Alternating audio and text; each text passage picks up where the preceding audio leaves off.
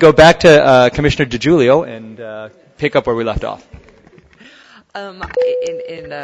Commissioner Orr was trying to remind me, I think we were just in the discussion phase of setting the minimum number of public input hearings at 27, at least having the minimum number being set at 27, having a schedule for 27 and 36, knowing that we can build on that later. Is that where we had left off? Did we actually have a motion on that? We had a motion on that, and do we have a second, though? Second, we do. Okay. Anything from the panel before we open it to the public? Okay. At this point, I'd like to open the microphone for the public for specific comments on the motion at hand. Seeing no one approaching the microphone, let's go ahead and take a vote. All in favor? Raise your hand and say yes. Yes. All opposed? Any abstentions? Very good. So moved. Thank you, Commissioner Giroux.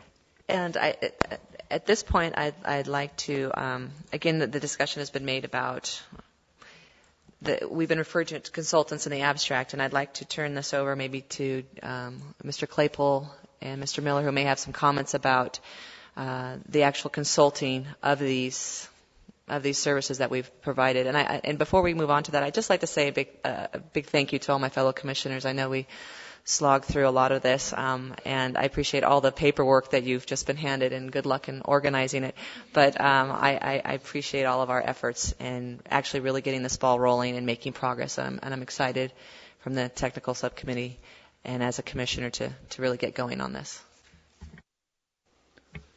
So in the original proposal that we talked about, where we were talking about the amount of time and the way it was compressed and our need for moving more quickly, we considered that the fastest way to move was to use the interagency agreement with UC Berkeley and with CSU Sacramento and the services that could be provided by the statewide database and the Center for Collaborative Policy.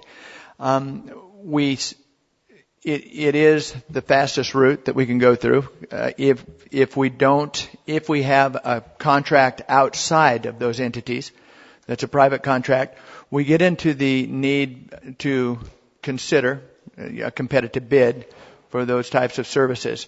The only way to really not consider a competitive bid is if we believe that it is an acceptable contracting procedure to say we really do not have the time to do that, and therefore we would have to go with a sole source contract for those services. At this point, I think that the Commission has to start considering whether you would like us to either